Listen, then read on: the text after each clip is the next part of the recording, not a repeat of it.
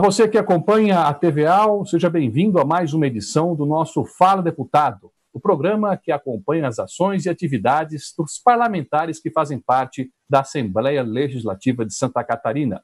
E hoje o nosso entrevistado é o deputado Jair Mioto, do PSC, o parlamentar que também é presidente da Comissão de Economia, Ciência, Tecnologia, Minas e Energia da nossa LESC. Deputado, obrigado pela presença. Obrigado, Marcelo. Um prazer estar contigo aqui, com todos os nossos telespectadores da nossa prestigiada TV Assembleia. Deputado, é o seu primeiro mandato na Assembleia, embora o senhor já tenha participado informalmente até do mandato do deputado Narciso Parisotto, que esteve por muitos mandatos na Assembleia, mas é o seu primeiro mandato de fato. Como tem sido até agora essa experiência à frente desse mandato aqui na Assembleia? Então, eu já fui vereador aqui em Florianópolis, de 2005 a 2008, assumi a presidência da Câmara algumas vezes, inclusive, e era segundo secretário, depois primeiro secretário. E trabalhei como chefe de gabinete do deputado Parisotto desde 1997 com ele. Também fui candidato a deputado federal em 2014, fizemos 46.518 votos, se não me engano. E em 2018, com 38.554 votos, conseguimos a eleição para dar continuidade a esse trabalho do deputado Parisotto. Ele é também presidente do PSC, presidente da Igreja Quadrangular, que é a nossa base, o segmento que mais nos ajuda ou trabalha com a gente, né? Eu sou pastor também. E como deputado estadual é o primeiro mandato realmente, estamos há um ano e 7 meses agora, né? Assumimos dia 1º de fevereiro e tem sido uma experiência, eu te diria assim, o primeiro ano foi um ano de muito aprendizado, de muita observação, de mais ouvir do que falar.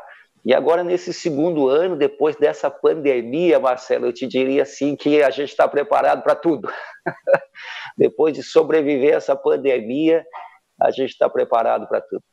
Eu ia falar justamente disso, porque ser deputado, em qualquer que seja o cargo que estejamos ocupando num momento desafiador como esse, talvez um dos mais desafiadores da história de Santa Catarina, mas o seu mandato tem trabalhado para tentar amenizar também, enfrentar essa pandemia sobre vários aspectos, não só o aspecto da vida, mas o aspecto econômico, né, deputado? Com certeza, Marcelo. Nós apresentamos 27 projetos de lei em um ano e meio e tivemos já uns 4 ou 5 já aprovados, virando lei. E na pandemia também nos posicionamos muito a favor da vida, também procurando equalizar essa questão da economia com a saúde, para que também o efeito colateral não seja muito nocivo à economia, para preservar também os empregos, para cuidar da questão econômica das pessoas. E, além disso, temos a crise política também que estamos vivendo. Então, eu te diria que a gente tem trabalhado muito nessa pandemia, muito mesmo. Só de interação com prefeitos, para teres uma ideia, já conversei com mais de 50 prefeitos nos últimos 60 dias, para teres uma ideia. E com setores da comunidade, eu pude interagir mais até do que no ano passado, dada a necessidade, a urgência dos temas, dos assuntos, a aflição de cada um. Então, na Comissão de Economia, então, a gente tem se posicionado para equalizar isso, né, da economia com a saúde e olhando cada setor, construindo protocolos para cada setor, protocolos bem restritos, de bastante segurança. Então, temos trabalhado muito realmente nessa pandemia. Tem uma proposta, um projeto de lei pelo qual o senhor também batalhou bastante, que trata do reconhecimento das atividades religiosas como atividades essenciais em períodos de calamidade ou mesmo em período de pandemia como a gente está vivendo. A gente sabe que não só as igrejas evangélicas, mas praticamente todas as matizes religiosas foram atingidas, porque os cultos, em geral, têm concentração de pessoas, e isso foi um dos pontos mais atacados pelos decretos do governo. Por que a atividade religiosa, na sua opinião, tem que ser considerada uma atividade essencial, mesmo em momentos como esse que a gente está vivendo? Eu acho que a atividade religiosa, principalmente em momentos como estes, ela é indispensável. Veja que aqui no estado, desde o dia 18 de março, se não me engano, foi feito o decreto, houve aquele lockdown no estado, as igrejas permaneceram fechadas até dia 20 de abril, praticamente um mês e 2 dias, as igrejas permaneceram fechadas e o governo começou, antes do dia 20 de abril, a abrir diversos setores da economia e que nós somos favoráveis, inclusive, né, como os próprios mercados, lotéricas, na época, 8 ou 10 setores foram abertos antes da reabertura das igrejas. E o que nós fizemos foi construir com a Assembleia esse projeto que, a princípio, não era unanimidade, mas conversamos praticamente com todos os 40 deputados, conversamos com o Ministério Público Estadual, Ministério Público Federal, com os setores que compunham, à época, aquele comitê gestor de crise, conversamos com o pessoal da FEComércio, o pessoal da indústria, enfim, e conseguimos construir quase uma unanimidade, tanto que na votação houve apenas um voto contrário e uma abstenção. E foi aprovado, sancionado pelo governador, virou lei e reforça muito esse aspecto da fé, esse aspecto do fortalecimento da imunidade física, mental, emocional, espiritual das pessoas num momento como esse. Eu costumo dizer que uma palavra salva uma vida. E eu sou pastor aqui na Igreja no Estreito, em Florianópolis, e nós temos visto nas nossas reuniões presenciais e nas lives também, pessoas reportando casos de pessoas que estavam à beira do suicídio e após assistir a uma missa, um culto, tiveram a sua vida transformada e não se suicidaram. Então, eu creio que faz muita diferença. Inclusive, o trabalho social, só a igreja que eu sou pastor, a nossa igreja quadrangular tem 750 igrejas no estado. Eu sou pastor de uma delas. Só a igreja que eu sou pastor, nós já entregamos mais de 3 toneladas de alimentos. Nós ajudamos aqui também no projeto da Passarela do Samba, né, trabalho da prefeitura. Temos um projeto na igreja que chama Projeto Gadareno, que auxilia as pessoas. Semana passada, quando intensificou o frio, no sábado à noite, nós conseguimos doações com empresários, uma equipe foi para a rua para entregar cobertores para as pessoas.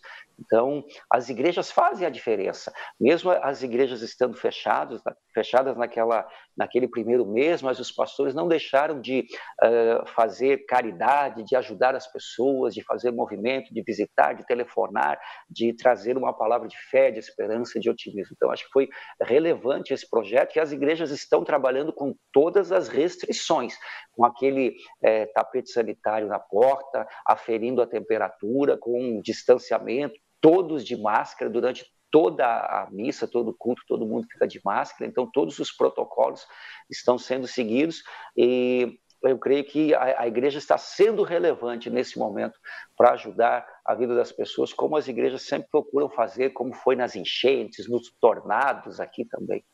Eu acho que foi um projeto relevante nesse período. Além da questão religiosa, o senhor também tem demonstrado preocupação com outros setores, não só da economia, mas também da sociedade catarinense nesse período de pandemia. Transporte é um dos que me preocupa. O senhor tem feito alguns pronunciamentos nesse sentido, né? O que especificamente mais lhe preocupa na questão do transporte, que também foi outro setor duramente atingido pela pandemia? Então, Marcelo, eu creio que nós já passamos a primeira fase da pandemia, que foi a fase do isolamento. Hoje, não, na minha ótica, não cabe mais isolamento. Hoje, o que cabe é o distanciamento. Ou seja, os setores atuando com excesso de rigor nos protocolos. Essa é a minha visão. Eu acho que é um momento em que nós precisamos conviver com essa situação. Veja, aqui no estado, nós estamos saindo do inverno. Eu acho, na minha opinião, posso estar equivocado, não sou cientista nem infectologista, mas eu acho que a pior fase já passou. Mas depende muito da população. Eu falo isso como pastor também, na igreja eu até muitas vezes falo sobre isso. Se todos estivermos conscientes, se todo mundo estiver usando máscara, todo mundo estiver levando na mão ou no bolso um potinho de álcool gel, se todo mundo estiver guardando o distanciamento, se todo mundo tiver empatia, ou seja, se colocar no lugar do outro, eu posso estar contaminado e ser assintomático. Então, eu tenho que respeitar a pessoa que está do meu lado. Eu não posso chegar e abraçar, beijar, morder, como nós brasileiros gostamos muito desse contato físico, né? Eu não posso fazer isso, eu tenho que me privar disso. Eu não posso, no final de semana, ir para a casa dos meus amigos fazer festa, tomar chimarrão, né? Eu que sou pastor, não bebo, né? Tomar chimarrão, refrigerante, e comer uma pizza, e sem ter precauções. É melhor eu ficar em casa, né? Então, eu tenho que ter essa empatia de me colocar no lugar do outro. E eu vejo que assim também pode funcionar o transporte público, claro, com restrições, com 30%, no máximo 40% da capacidade, com janelas abertas. Na minha ótica, o segredo está no rigor dos protocolos. No rigor dos protocolos, nós podemos conviver e podemos ter êxito em diminuir essa curva. É uma pena, a minha solidariedade às famílias. Tivemos mais de 2.000 mortos, mas se nós nos cuidarmos, nós podemos diminuir muito essa questão da letalidade para menos de 1% e ficar em níveis, eu não vou dizer nem aceitáveis, né, mas em níveis toleráveis, vamos dizer assim, que o ideal é que ninguém morresse disso. Mas a minha postura para todos os setores da economia, ajudei a construir protocolo do automobilismo, encaminhamos protocolos de diversos setores, não só... Quando começou a crise na Comissão de Economia, eu, inclusive, fiz indicações ao antigo secretário de Desenvolvimento Econômico, Lucas Esmeraldino, contato com o governador, para que a nossa indústria começasse a produzir máscaras, a produzir respiradores, como é o caso da VEG, em Jaraguá do Sul, começasse a produzir insumos, não só para o mercado interno do Estado, mas para o Brasil e para o mundo. Então, eu creio que no meio da crise, nós tivemos que nos reinventar, e isso passou pela indústria também catarinense, que teve que focar naquilo que é a demanda do momento. Então, na minha ótica, todo cuidado, toda restrição, mas não lockdown. Lockdown não. É distanciamento, respeito um para com o outro, cumprindo todas as regras, é um papel da sociedade. Infelizmente, eu creio que não precisaria nem o governo falar para a gente fazer isso. É uma questão de consciência, né? Cada cidadão, nós assumirmos essa responsabilidade. Então, dá para a gente conviver, dá para a gente superar, dá para a gente vencer com muita empatia, muito respeito um para com o outro. No momento que a gente está gravando esse programa, final de agosto de 2020, estamos ainda vivendo a pandemia. E houve uma medida recentemente, que foi o anúncio do reajuste da tarifa de energia da Celesc, que causou muita indignação em vários segmentos, inclusive na Assembleia, pelo momento que a gente está vivendo, né? O senhor preside a Comissão de Economia, que tem se mobilizado para tentar fazer com que a Celesc adie ou pelo menos postergue esse reajuste, não, deputado?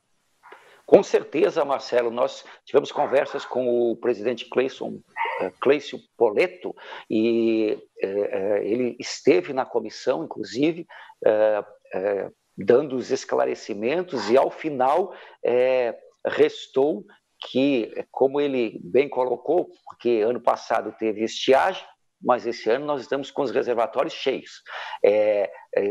Tiveram que comprar energia de Itaipu em dólar, o dólar disparou nessa pandemia, mas também a Celesc teve lucro, teve 144 milhões no primeiro trimestre, 60 milhões no total do primeiro semestre, né, somados os dois trimestres, e eles têm feito uma gestão com muitos instrumentos de controle que têm permitido uma boa gerência da Celesc. O que eu salientei muito é que, se a Celesc quiser, eles têm sim mecanismos de gestão para adiar, no mínimo, esse aumento. Se não dá para cancelar, que no mínimo seja postergado por 90 dias, até o final do ano, porque eu acho um absurdo, em tempo de pandemia, onde milhares e milhares de pessoas perderam seus empregos, outros tantos tiveram seu salário reduzido, e a Celesc propor esse tipo de aumento, ou a própria Agência Nacional de Energia Elétrica, a ANEEL,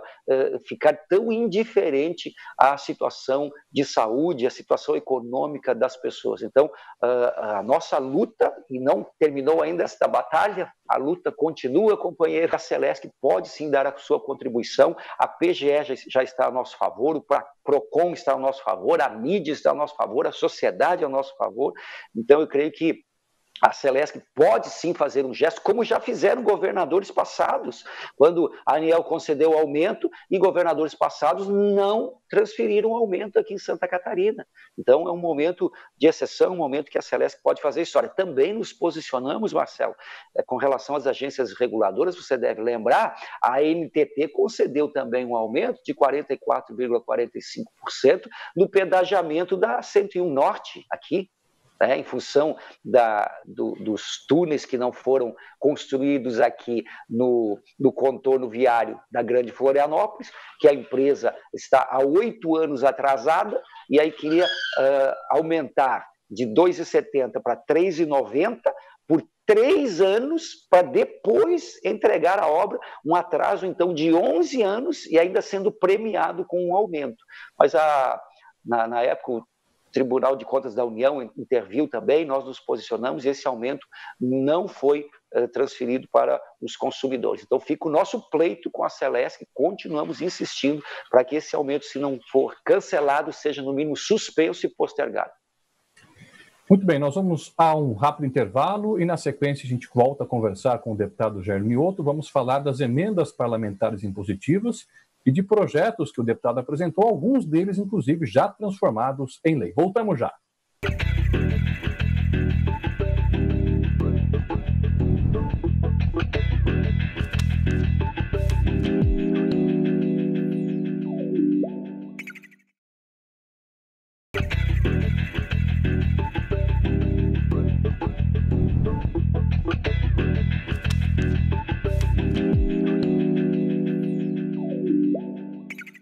Muito bem, de volta com o Fala Deputado. Hoje o nosso convidado, Jair Mioto, do PSC. Vamos falar agora sobre as emendas parlamentares impositivas que o governo recentemente anunciou o início do pagamento. Deputado, as suas emendas, que inclusive me parece algumas contemplam, inclusive, ainda da época do deputado Narciso Parisotto, né, que não foram liberadas apenas agora pelo Executivo. Para onde estão indo essas emendas? Quais são as principais ações que elas vão financiar aqui no Estado?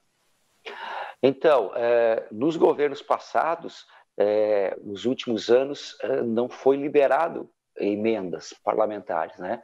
E esse governo, em que pese as dificuldades, mas pelo menos tem se esforçado para a liberação das emendas. Nós conseguimos liberar, no primeiro ano de mandato, em 2019, as emendas que já estavam colocadas no orçamento em 2018 para 2019, do nosso querido presidente, deputado Narciso Parisotto. Então, o governo do Estado, nós articulamos, pleiteamos e conseguimos a liberação da grande maioria delas, e conseguimos também mais alguma coisa do Fundo Social em 2019, e as emendas de 2019 para 2020 também estamos conseguindo o pagamento da grande maioria delas.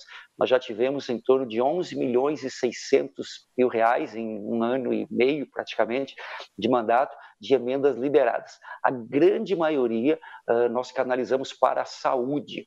Nós enviamos, para teres uma ideia, 900 mil reais para a saúde de Joinville, para o Hospital São José, para atendimentos. Encaminhamos para 3 Barras também para comprar uma ambulância UTI. Encaminhamos também para Balneário Camboriú, para Blumenau, para Chapecó também, para o Hospital Regional, que foi inaugurada a ala nova. Nós encaminhamos a emenda lá que foi paga para a compra dos materiais. Encaminhamos agora também para a unidade de atenção à saúde do bairro EFAP, se não me engano, em Chapecó, também 423 mil reais, se não me falha a memória, para a saúde. Então, para Lages também encaminhamos, para diversos municípios aqui do estado catarinense, emendas, algumas também para pavimentação asfáltica. Chapecó também foi uma emenda para pavimentação, mas recentemente conseguimos canalizar muitas emendas para a área da saúde e também, nesse período da pandemia, trabalhando com os hospitais, com os prefeitos, conseguimos, por exemplo, a liberação de 5 respiradores para o Hospital de Mafra. Aí não é emenda, mas foi articulação, algo que desde o início da pandemia não saía, e conseguimos fazer essa mediação com o secretário André e também o prefeito Wellington de Mafra, conseguimos a liberação lá de 5 respiradores, mas a maioria das nossas emendas destinamos para a saúde, realmente. Tem alguma coisa para a educação, reforma, ampliação de escolas, alguma coisa para a pavimentação asfáltica, mas principalmente para a área da saúde. E nos resta ainda, para depois da eleição, mais de 1 milhão de emendas, né? O total dá mais de 12 milhões em emendas sendo liberadas. No começo do programa, o senhor falou que apresentou 27 projetos de lei desde que assumiu o mandato no ano passado aqui na Assembleia. Algumas delas ainda estão em tramitação, outras já se transformaram em lei. Uma delas que causou muita repercussão, já se transformou em lei, é aquela que proíbe a inauguração de obras inacabadas, né? Qual foi o seu objetivo ao apresentar esse projeto? Então, esse projeto, na verdade, ele é ainda da alçada do deputado Narciso Parisotto. Nós recuperamos esse projeto para que desarquivamos para que pudesse voltar a tramitar, e o cunho do projeto é justamente o desmando que estava havendo e até, às vezes, a ilusão que se semeava no Estado para com a população, quando os governantes fazem uma cerimônia, um evento, uma produção com mídia, com divulgação, para fazer, na verdade, a inauguração, que é só o lançamento do edital. E aí depois vem o início da obra, aí depois vem o aditivo, que geralmente tinha, aí se fazia várias cerimônias iludindo a população, pois a obra de fato não havia sido concluída. E havia, muitas vezes, até o uso político dessas ações, né? O pessoal montava uma maquete, montava uma apresentação de mídia, como se a obra estivesse realizada, fazia uma festa, foguetório, um barulho, e a população crente, opa, vai acontecer, logo, logo está pronto. E nós temos aí no Estado centenas e centenas de obras inacabadas que não foram concluídas. Então esse projeto ele vem justamente, eu creio que para dar até mais credibilidade ao setor político, à classe política, pois ele impede que seja feito qualquer cerimônia, qualquer evento, qualquer uso político de algo que ainda não se concluiu. E eu te dou até um exemplo, Marcelo. A minha postura como deputado, quando a gente coloca a emenda no orçamento, alguns prefeitos ligam, deputado, vamos gravar um vídeo, vamos divulgar, vamos isso, aquilo, e a minha palavra sempre é, não vou gravar vídeo nenhum, não vou divulgar nada, só depois que for pago, porque não podemos iludir a população. Colocou a emenda no orçamento, agora em 2020, combinamos com os prefeitos, com os vereadores, com a comunidade, em 2021, está sendo lançado no sistema. Não quer dizer nada. Isso é apenas um protocolo, é apenas um encaminhamento. E todas as emendas eu fiz isso, eu não divulguei nenhuma, não gravei vídeo, nada. Somente depois que estava na conta da prefeitura é que nós divulgamos. Então, acho que é uma postura do político que dá credibilidade perante a população. Então, esse projeto vem nessa linha de que a classe política, nós possamos trabalhar isso, recuperar essa credibilidade. Eu ainda sou do tempo, e acompanhei por 6 mandatos, trabalhei com o deputado Narciso Parisotto, eu aprendi com ele, o pessoal falava do fio do bigode, né? A palavra empenhada. Então, eu creio que nós não podemos iludir a população. Eu sou do tempo que a função pública é algo quase sagrado, é algo que a gente deve levar com muito respeito, muita consideração às pessoas e jamais iludir o eleitor. Tem uma outra proposta sua, essa na área dos direitos dos animais, né? Ela basicamente estabelece multa para quem abandonar animais e considera que esse crime de abandono seja algo grave, seja algo passível de punição com multa, né? Por que apresentar um projeto desse teor, deputado? Esse projeto ele altera o Código de Proteção aos Animais e eu vejo que é um momento importante. O Brasil é o segundo país do mundo em número de pets, né? Em número de animais de estimação.